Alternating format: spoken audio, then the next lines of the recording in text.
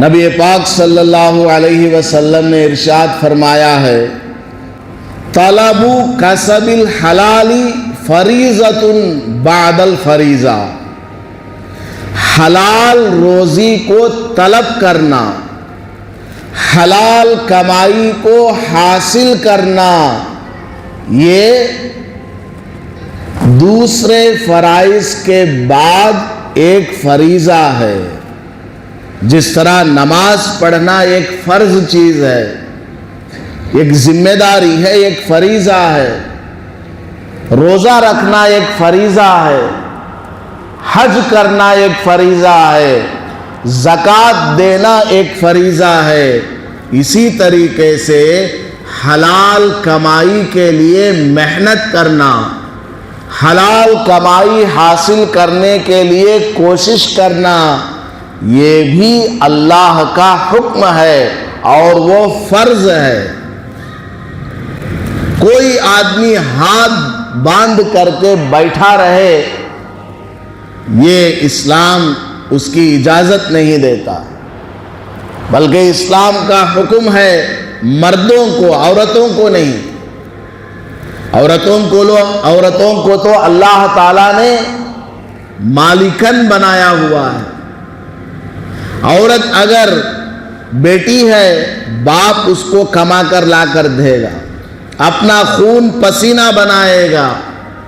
خود ایک روٹی کھائے گا، بیٹی کو 2 روٹی کھلائے گا۔ عورت اگر بہن ہے،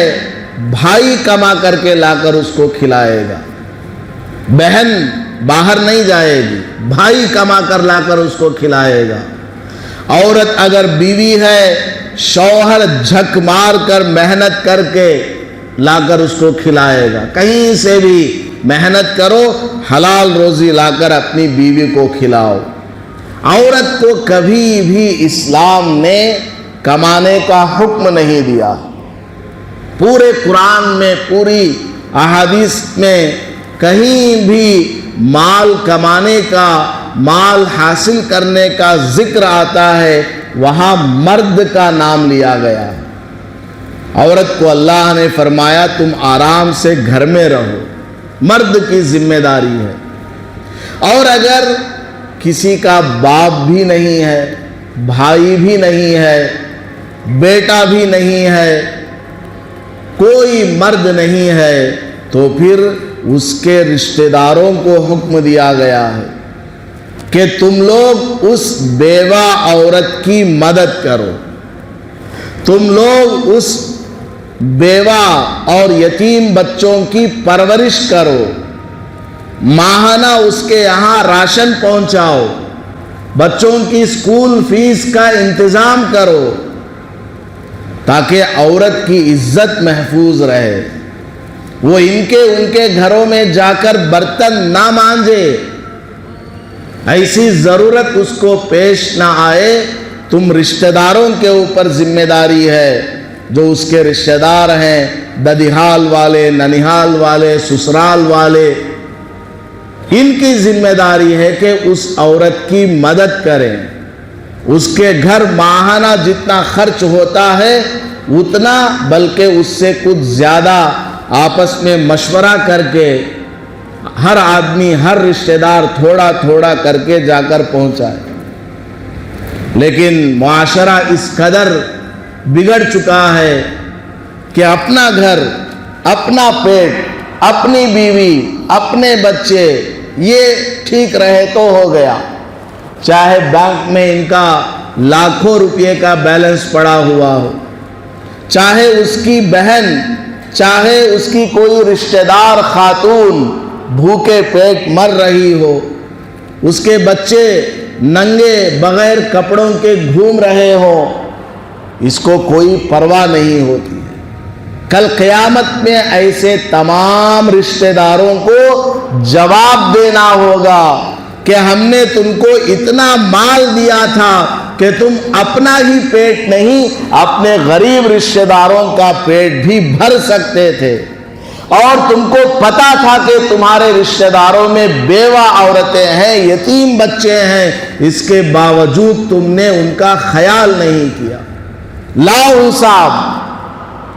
اور جب اللہ تعالیٰ پکڑنے پر آتا ہے من نوقش فی الحساب فقد عذب،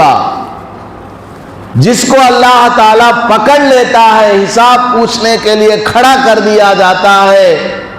ایک ایک قطرے کا اس کو حساب دینا پڑے گا اور کوئی حساب نہیں دے پائے گا، عذاب میں اس کو مبتلا ہونا پڑے گا۔ صرف رشتہ داروں کی ہی نہیں بلکہ اڑوس پڑوس میں رہنے والے میرے اور آپ کی بھی ذمہ داری ہے کہ محلے میں کون غریب گھرانہ ہے، کون بیوہ عورت ہے، کون یتیم بچے ہیں، کس کے گھر میں بیمار ہے، علاج کے لیے پیسہ نہیں ہے۔ اللہ نے آپ کو مال دیا ہے، اپنی قدرت، اپنی وسعت اور اپنی حیثیت کے مطابق آپ ایسے گھروں کو تلاش کریں، چپکے سے جا کر راشن پکڑا کر کے آئیں، بچوں کی اسکول فیس پکڑا کر کے آئیں، بیوہ عورت کے لیے کپڑے کا، گھر کے کرائے کا انتظام کر کے آئیں۔ ان کی زبان سے، ان کے دلوں سے جو ایک چھوٹی سی دعا نکلے گی، آپ کی زندگی سدھر جائے گی، آپ کے لیے بخشش کا فیصلہ ہو جائے گا، آپ کے لیے نیک اعمال کی توفیق کا دروازہ کھل جائے گا۔ کہ رسول پاک صلی اللہ علیہ وسلم نے ارشاد فرمایا کہ فرائض کا اہتمام کرتے ہوئے، نماز، روزہ، حج، زکوٰۃ، ان تمام فرائض کا اہتمام کرتے ہوئے سب سے اول نمبر کا فریضہ کیا ہے؟ حلال روزی کو حاصل کرنا، حلال کمائی کی تلاش کرنا، اور اس کے لیے کسی سے مشورہ لینا پڑے مشورہ لیں، کوئی ایجوکیشن کرنا پڑے ایجوکیشن حاصل کریں، اور حلال کمائی کو حاصل کریں۔ اور نبی پاک صلی اللہ علیہ وسلم نے ارشاد فرمایا طوبیٰ لمن طاب کسبہ، بشارت ہو، خوشخبری ہو اس آدمی کے لیے جس کی کمائی حلال راستے سے آتی ہو، جس کی کمائی حلال طریقے سے اس کو ملتی ہو، اس کے لیے بشارت ہے۔